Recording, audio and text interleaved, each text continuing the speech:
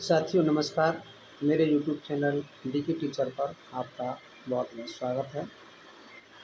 आज हम बात करेंगे ऐसे वाक्यों के बारे में, हिंदी के ऐसे वाक्य जैसे मुझे यह काम करना ही पड़ता था, मुझे रोज़ाना उससे बात करनी ही पड़ती थी, उसे रोज़ाना वहाँ जाना ही पड़ता था, मुझे रोज़ाना उसके साथ दौड़ना ही पड़ता था, मुझे उसके साथ झूठ बोलना ही पड़ता था।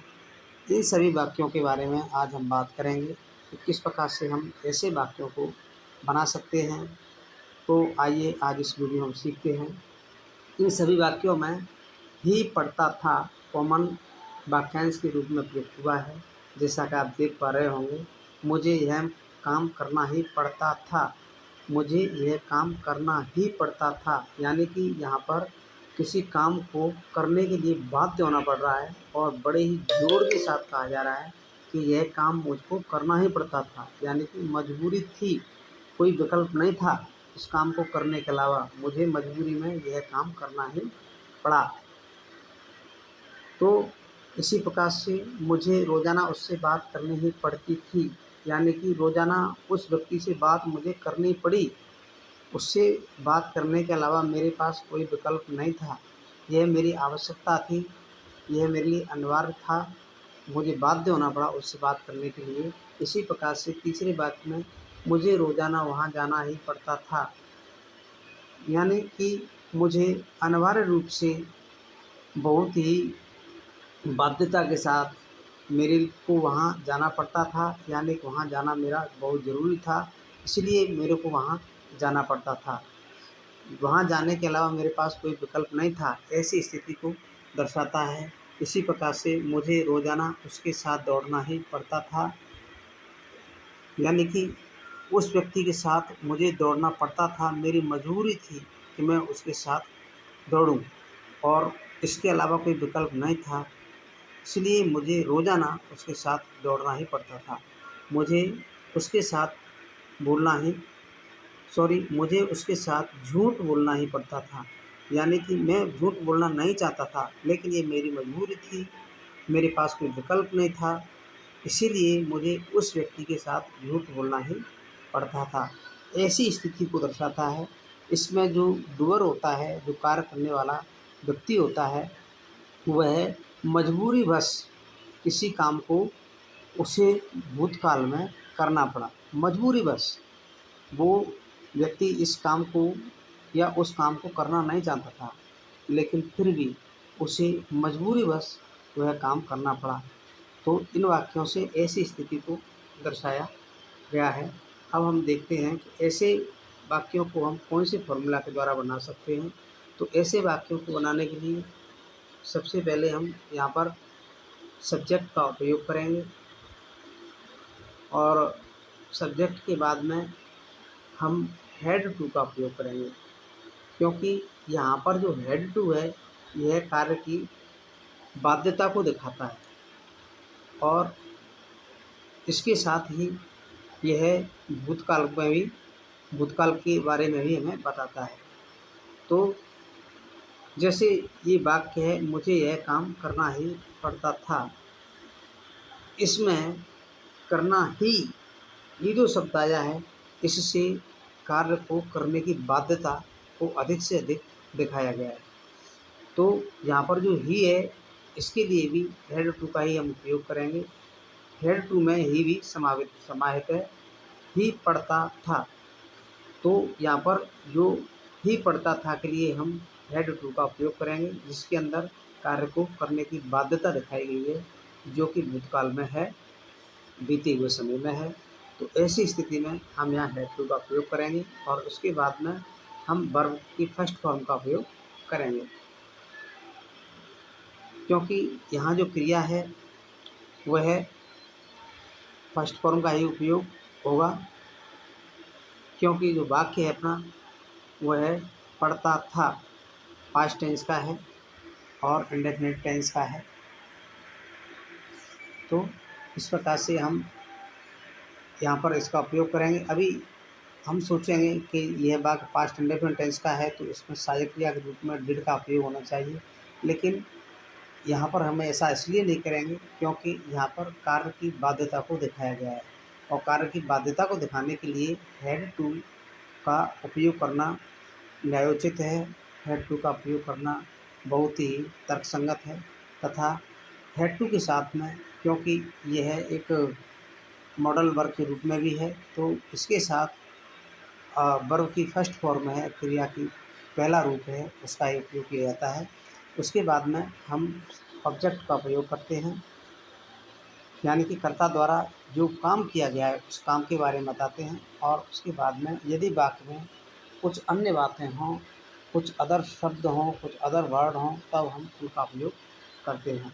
तो इस प्रकार से हम ऐसे वाक्यों को बनाने के लिए इस स्ट्रक्चर का प्रयोग करते हैं। आइए अब कुछ वाक्यों को हम बना करके देखते हैं। जैसे वाक्य है, मुझे यह काम करना ही पड़ता था। मुझे यह काम करना ही पड़ता था। तो यहाँ पर जो ही पड़ता था जो हमें दिखाई दे रहा है, यहाँ पर कार्य को करने की बाध्यता को दिखाया गया है। इसमें व्यक्ति काम को करने के लिए बाध्य हुआ है।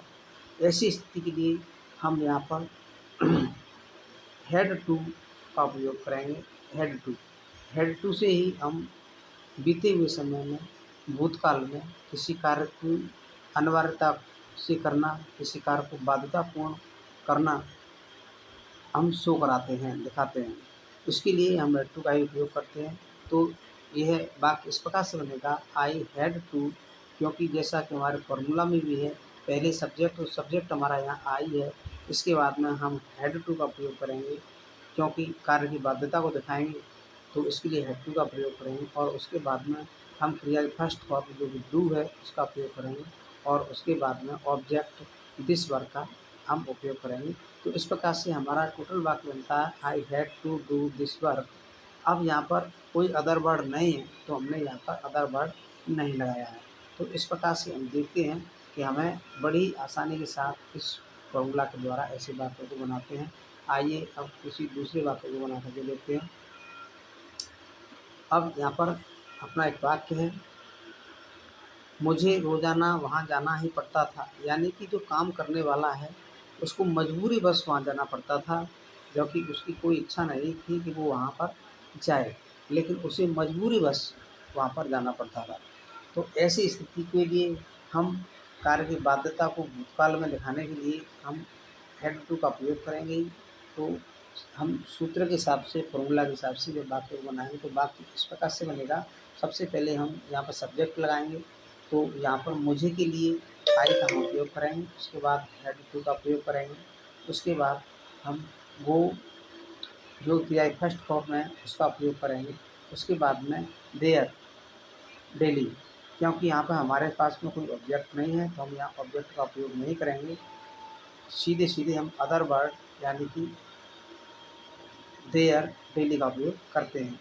इसी प्रकार से अब हम किसी दूसरे वाक्य को भी यहाँ पर बना करके देखते हैं।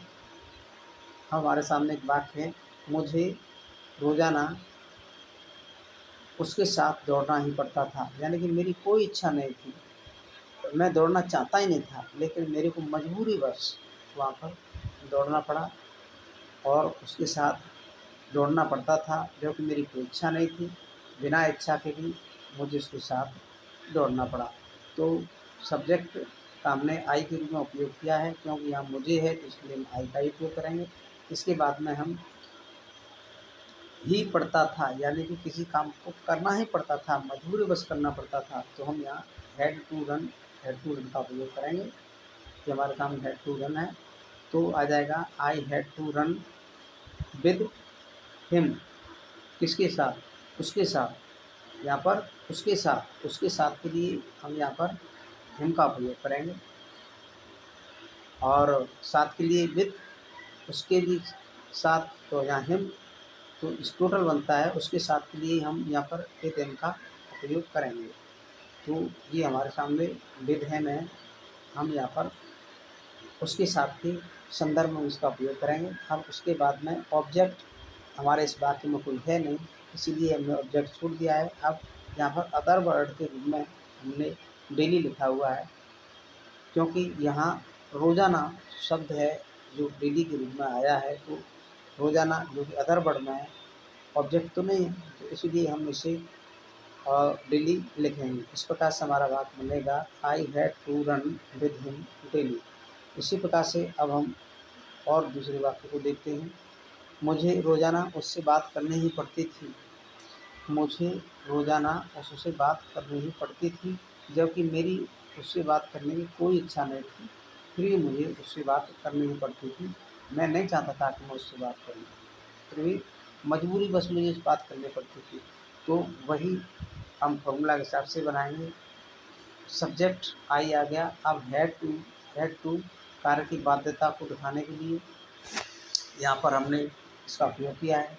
तो उसके बाद में अब वर्ब जो क्रिया है उसकी फर्स्ट फॉर्म हमने टॉक लगा दिए।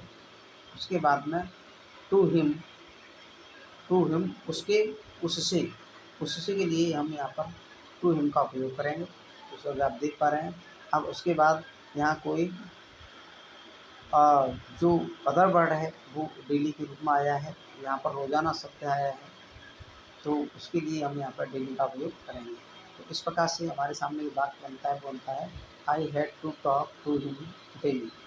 अब इसी प्रकार से अब हम एक और वाक्य देखते हैं। मुझे रोज़ाना उसके साथ झूठ बोलना ही पड़ता था, यानी कि मुझे झूठ बोलने की मजबूरी थी, मैं बोलना नहीं चाहता था, फिर भी मुझे उसके साथ मजबूरीवश झूठ बोलना पड़ता था। मैं नहीं चाहता था कि मैं झूठ बोलूँ। तो ऐसी स्थिति में हम फॉर्मूला के हिसाब से पुनः इस वाक्य को बनाएंगे। सब्जेक्ट लगाएंगे I had to speak lie with him daily. यहाँ मुझे के साथ में आई का उपयोग होगा। अब हैड टू यहाँ पर कार्य की अनिवार्यता एवं बाध्यता को दर्शाता है। उसके बाद में हम यहाँ पर क्रिया स्पीक लगाएंगे। स्पीक माने बोलना होता है।